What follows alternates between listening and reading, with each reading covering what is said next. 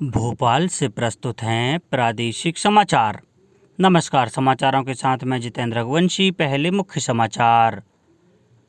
खरीफ फसलों की बुआई के पहले खाद और बीज की उपलब्धता सुनिश्चित करें, कहा मंत्री श्री कमल पटेल ने।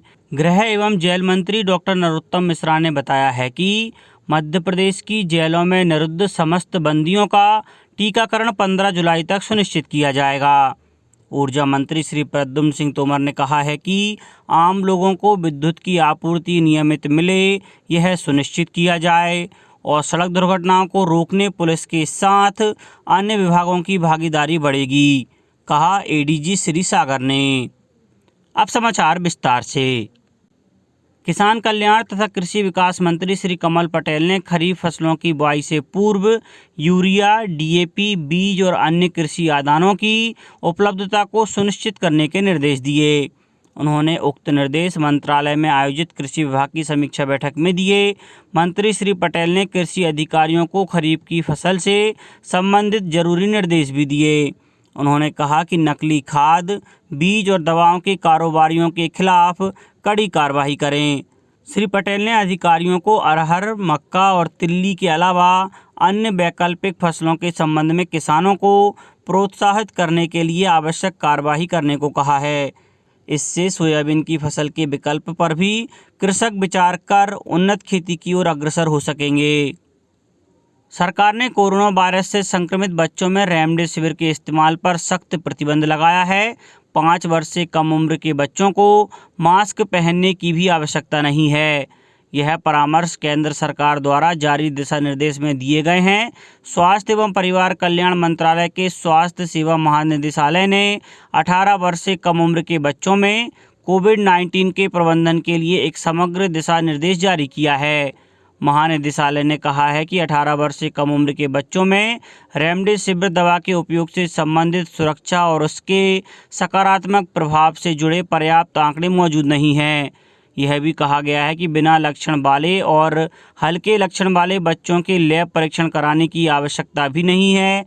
निदेशालय ने छाती के हाई रेजोल्यूशन सिटी स्कैन के तर्कसंगत इस्तेमाल का सुझाव दिया है। हालांकि कोविड मरीज के सीने की नियमित हाई रेजोल्यूशन परीक्षण का सुझाव नहीं दिया गया है। बच्चों में ऐसी जांच तभी करने की सलाह दी गई है जब मरीज पर संक्रमण का प्रभाव मध्यम से गंभीर हो और स्थिति लगातार बिगड़ती जा रही हो। स्वास्थ्य महानिदेशालय ने यह भी सलाह दी है कि स्वतः स्टेरॉइड लेने से बचना चाहिए।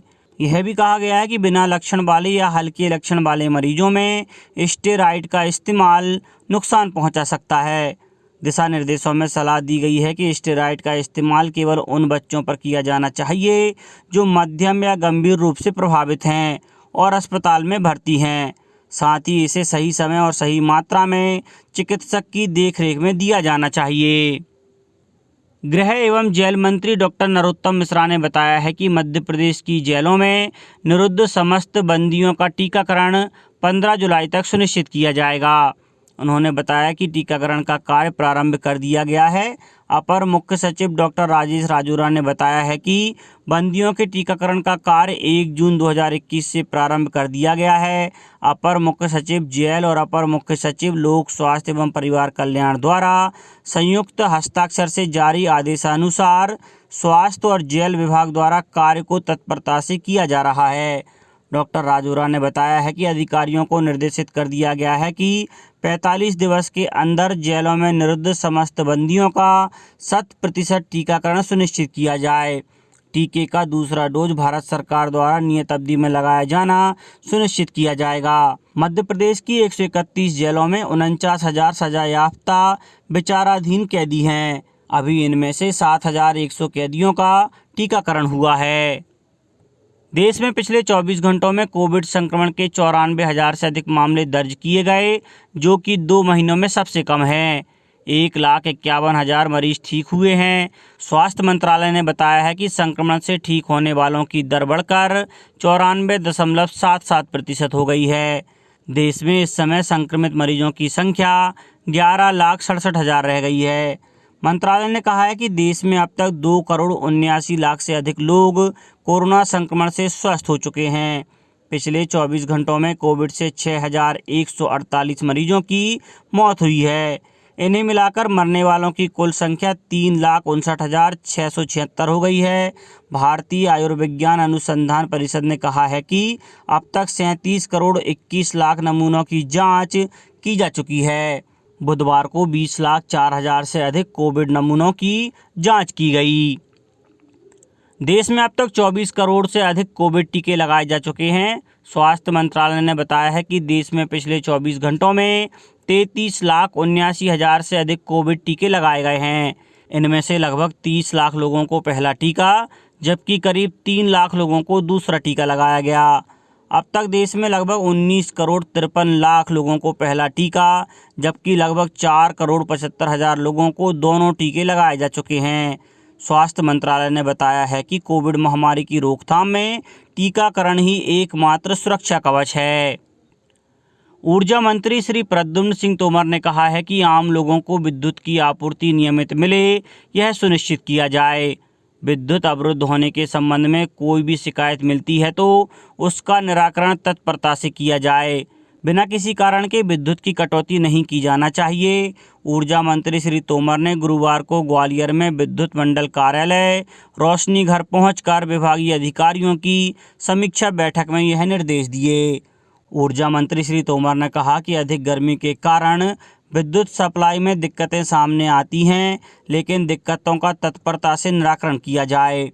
आम उपभोक्ता को नियमित विद्युत प्रदान करना हमारी सर्वोच्च प्राथमिकता है। आम उपभोक्ता की शिकायतों के निराकरण को अधिकारी सर्वोच्च प्राथमिकता दें। आंधी तूफान से पहले विद्युत लाइनों के संधारण का कार्य तेजी के साथ किया जाए। संधारण कार्य के लिए दल बढ़ाए जाएं।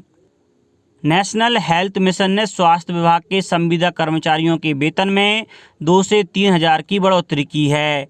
यह बढ़ोतरी प्रति माह प्रोत्साहन भत्ते के रूप में की गई है। इस संबंध में एनएचएम की संचालक छवि भारद्वाज ने गुरुवार को आदेश जारी किए। इसके अनुसार टेक्निकल और मैनेजेरियल कैडर को विशेष प्रोत्साहन भत्ता दिया जाएगा। संविदा कर्मचारी अधिकारी महासंघ के प्रदेश अध्यक्ष रमेश राठौर ने बताया कि कर्मचारियों ने मांग की थी कि 5 जून 2018 की नीति के अनुसार वेतन में बढ़ोतरी की जाए। इसमें संविदा कर्मियों को नियमित कर्मचारियों के वेतन का 90% देने की मांग की गई थी। इसे लेकर संविदा कर्मचारी हड़ताल पर चले गए थे। इसके बाद सरकार ने मांगों पर विचार करने का आश्वासन दिया था। इससे प्रदेश के 19,000 संविदा स्वास्थ्य कर्मियों को फायदा होगा। अतिरिक्त पुलिस महानिदेशक पुलिस प्रशिक्षण एवं शोध संस्थान श्री DC सागर ने कहा है कि प्रदेश में सड़क दुर्घटनाओं को रोकने में पुलिस विभाग के साथ ही परिवहन, स्वास्थ्य एवं अन्य सड़क स्वामित्व वाले विभागों की भागीदारी को बढ़ाया जाएगा।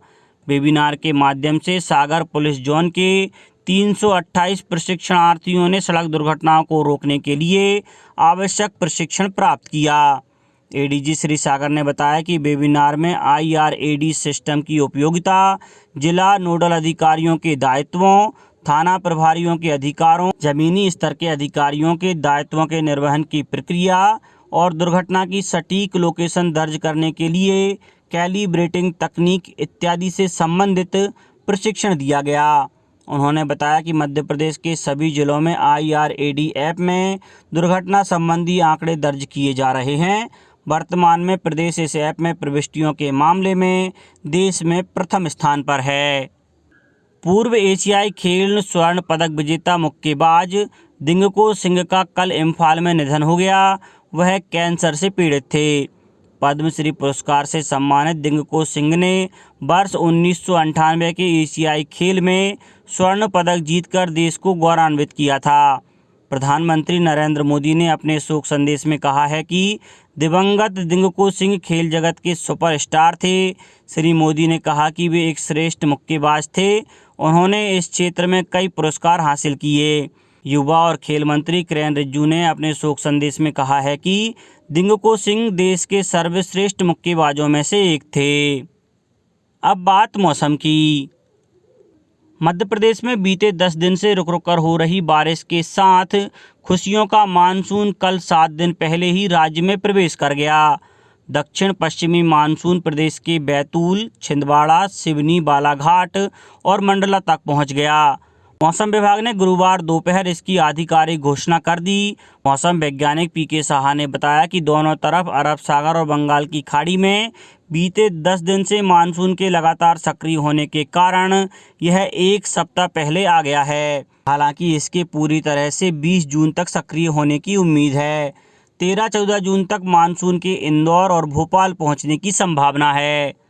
जबलपुर, शहडोल संभाग के जिलों में तथा रीवा, सतना, बैतूल, हरदा, खंडवा और बुरहानपुर जिलों में कहीं कहीं भारी बारिश के साथ बिजली गिरने का येलो अलर्ट जारी किया गया है।